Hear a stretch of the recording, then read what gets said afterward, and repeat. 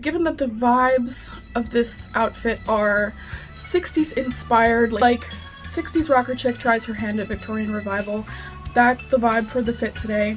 So I wanted to go into some 60s and 70s style icons and vibe inspiration for the 60s, 70s girlies who have rare taste like moi. In terms of musical vibe inspiration, I would look to bands like St. John Green, Aphrodite's Child, The Soft Machine.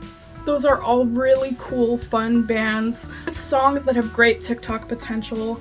If you've got a cute little 60s, 70s outfit on, you can prance around to End of the World by Aphrodite's Child and just look so cute, so chic, and so esoteric and strange.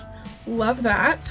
Next, I would say a big source of inspiration that may be a tiny bit more obvious than some of these other ones on my list, but that would be any of the Russ Meyer wenches, you know, from the mid-60s Faster Pussycat Girls to the very tail end of the 60s with the Beyond the Valley of the Dolls girls and guys. There is some fantastic gender fuckery afoot in Beyond the Valley of the Dolls, and I think just like watching any and all Russ Meyer films, looking at stills from the films on Pinterest, just like steeping yourself in the austere black and white or Technicolor insanity that is a Russ Meyer film is going to be really good and rub off on your style in a very good way. Highly recommend that. Just insane outfits, insane gender envy, insane style, insane vibes. Love it. Next, for vibe inspiration, I would say looking to vintage Bollywood films of the 60s and 70s. Fantastic makeup, hair, music, vibes. My favorite Bollywood film from this time I've seen is Gumnaam. Of course, it has that infamous shout out in Ghost World 2001, which is another one of my favorite films, but Gumnaam is a real treat, a real delight. I have a really hard time finding vintage Bollywood movies with subtitles, so I watched Gumnaam without subtitles. Didn't have a whole heck of a lot of a clue what was going on, but I loved every minute of it. The girls were just so cute and so fun. Mystery was afoot, you know, some kind of clandestine operations were underway, but greater nuances of what was happening was lost on me because I don't speak Hindi. And of course, you know, when looking to Bollywood girls for beautiful makeup styles and beautiful hairstyles, of course we have to do our due diligence to emulate respectfully. Of course you know that, I don't have to say that. But just for some inspo, here are just like the insane eyeliner situations that are going on. I mean, if we had this cat eye game, we would be set for life. Love vintage Bollywood, love the vibes, love the music. One last thing on vintage Bollywood, there is a playlist on Spotify that I didn't make but I follow religiously. It is vintage psychedelic Bollywood, so this is where Bollywood music gets really groovy and psychedelic. It is terrific, highly recommend. I am wild about the music. If you need to be pointed in a certain direction with vintage Bollywood music, just come talk to me. I can sort you out in a second. So those are some fantastic 60s, 70s vibes from South Asia. Now moving on to Southeastern Asia, I would say Pan Ron and the Cambodian rocker chicks of the time are just killer in terms of their style and their music. My favorite Pan Ron song is Ram Jong Back Twist. It is just so groovy and fun. Just all of the Cambodian rocker chicks, Panron, Rosare Sathea, they were the bad girls of Cambodia, making this really risque Western rock and soul inspired music that just sounds awesome. Panron and Rosare Sathea are such cutie pies. They've got that like mod rocker chick fashion down. Unfortunately, Panron disappeared during the Khmer Rouge genocide, and we just don't know what happened to her. What a legend, what an unbelievable force in the world. Ram Jongavek Twist, go check it out. These were just unbelievably cool rebel girls of the 60s. Speaking of rebel girls of the 60s, another one of my favorite girl groups of the 60s is Dara Puspita. This was an all-female rock group from Indonesia, and their music is just killer. My favorite song of theirs is Pespak Lora, and all of their band photos are adorable. They all have matching hairstyles and matching clothes, and they just look so cute, but don't let that fool you. They were rocking out.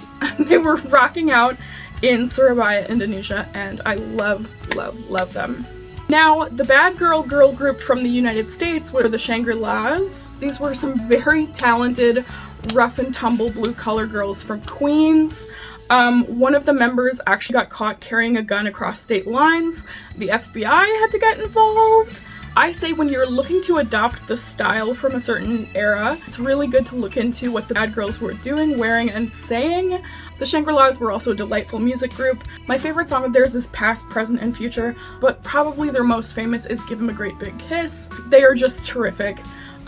Don't let their cutesy lyrics fool you, they were badass bitches. So I'll talk about this Nigerian photographer that I really like and his work from the 60s. His name is J.D. Okai Ojikere.